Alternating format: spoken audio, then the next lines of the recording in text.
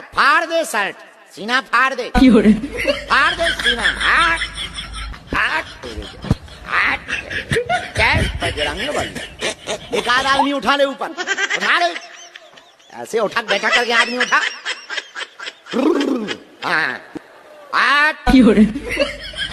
कोई माई का लाल है, कोई कोई माई का लाल जो सामना कर सके, है कोई माई का लाल जो सामना कर सके। आजा बाजुओं में दम है तो आ तेरे की।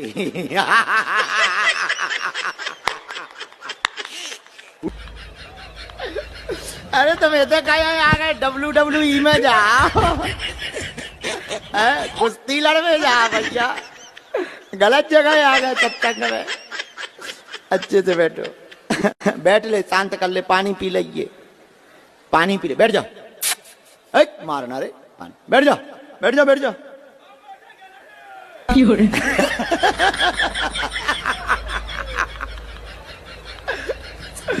और आप क्या करेंगे, ओढ़ेंगे? ले आओ खटरी के बड़े नक कटाया आगे के लगे।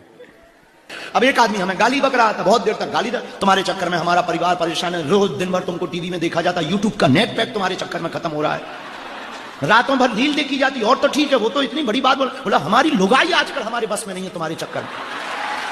बड़े भयंकर आरोप लगाए उसने, बहुत गालियां बकी। उसे लगा कि ठीक है, अब मतलब साहब आप अपने ऊपर मत ले जाना।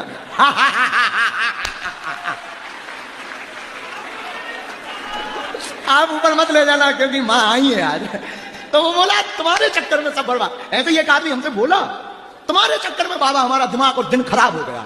वो आजकल किचन में भी जाती है तो वो लगा लेती है, अब वो उसको कहो कि चाय दे दो तो वो 30 मिनट बाद लेके आई। तो वो कहता है हमने पूछा कि इतनी देर में क्यों आई? बोले गुरुजी का दरअसल एक कथा अच्छी लग गई तो मैं बैठ के सुनने लगी थी। बड़ा परेशान हुआ वो हमसे, बहुत गाली बकी उसने, 400-500 थोक में गाली दी। भगवान जाने उसने PhD कर रखी हो गालियों में, एकदम थोक में। तो उसकी पत्नी भी खड़ी थी, वो मुस्कुरा रही थी। उसे लगा कि गुरुजी कुछ भयंकर सा जवाब देंगे, इनका मुंह चुप करा दें। और हम तो और बड़े वाले हैं, वो गालियां देंगे, वाह हाउ सो स्वीट। उसका और दिमाग खराब, उसको और झंझला के बोले। धीरे से हमने कहा साहब अगर हो गई हो तो सेम टू यू। अब उसने गालियां दी, हम भी गालियां देने लगे, तो उसमें और हम में अंतर क्या? वो उसके लेवल पे हम भी पहुंच जाएंगे, मतलब इसका मतलब नहीं कि हम लेवल हाई समझ रहे हैं, पर उसका मुंह खराब हो गया, अपना मुंह क्यों खराब करें? तो एक लाइन में बात को खत्म करना है, तेरी गालियां तुझको मुबारक, तुझको चिपके, जय बजरंगबली। हमारे एक दो चेला हैं यहीं बैठे हैं, उनकी तरफ कैमरा नहीं करवाएंगे, नहीं तो सामूहिक इंटरनेशनल बेइज्जती होगी। हो ही जाती है। तो इतने गजब के नई नई दीक्षा दी हमने अपने एक चेला को, यही है पास में ही है, अगर आप कहो तो हम दर्शन करवा देंगे उसको, उसके दर्शन करवा देंगे। उसने दीक्षा ली हमारी, महाराज हमें तो आपकी दीक्षा लेनी। हम कहा ले लो बेटा, हम भी फ्री हैं। 9-10 दिन तो उसने खूब माला रगड़ी और बैठे और फोटो रखा है, गुरु की फोटो, और हारमोनियम के ऊपर फोटो रखी और गोमुखी चल रही एकदम। नहीं तुम्हें नहीं कह रहा बेटा, नहीं ये तुम जैसे समझ रहे वो नहीं है, बाकी समझ तुम ठीक रहे हो।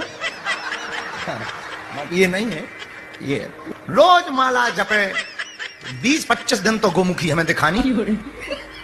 लौट के आज तक हमें ना गोमुखी का पता है, ना माला का पता है, चेला भर का पता है कि चेला है। बाकी कहां हमारी फोटो फेंक दी इसने, कहां माला डाल दी, कहां गोमुखी डाल दी, आज तक नहीं मिली। ऐसे कई चेले हैं जो जुड़ तो जाते हैं लेकिन वापस फिर मुड़ जाते हैं। तो ध्रुव जी से यही सीखना है बेटा, आज की कथा तेरे ही लिए है ठटरी के बड़े। क्या?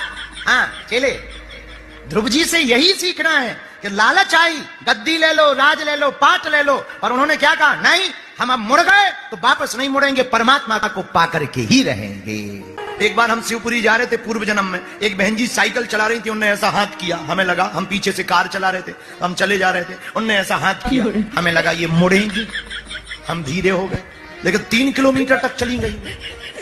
थोड़ा आगे गई, उनने फिर ऐसे कर दिया। हमने कहा इसका मतलब क्या? अब हमसे नहीं रहा गया तो हमने कार रोकी, उनको कहा रुको बहन एक बात बताओ, पहले तुमने ऐसा किया और फिर ऐसा किया, इसका मतलब क्या है? बोले पहले मुड़ना था, अब कैंसिल कर दिया। अब नहीं मुड़ रहा, अब कैंसिल कर। कुछ लोग ऐसे होते हैं कि साधु बनने के रास्ते पे आते हैं फिर कैंसिल कर